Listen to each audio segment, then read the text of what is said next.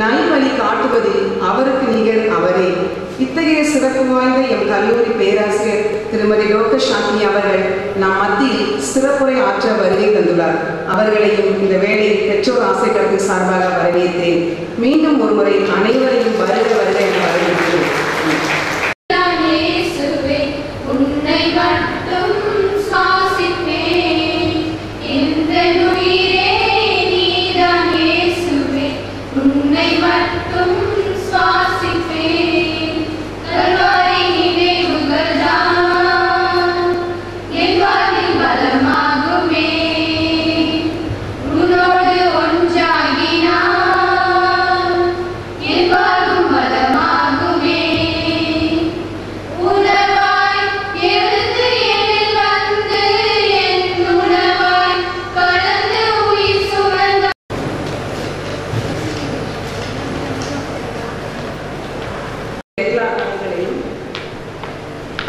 தாராளர் அருட்சகோதரி முனைவர் ரோஸ்லின் அவர்களையும், துணை முதல்வர் தூத்துக்குடி அரிமா சங்கத்தின் செயற்குழு உறுப்பினர் திரு தர்மன் டிரோஸ் சிறப்பு விருந்தினராக விழாவில் பங்கேற்று தலைமை உரை ஆற்றினார்கள்.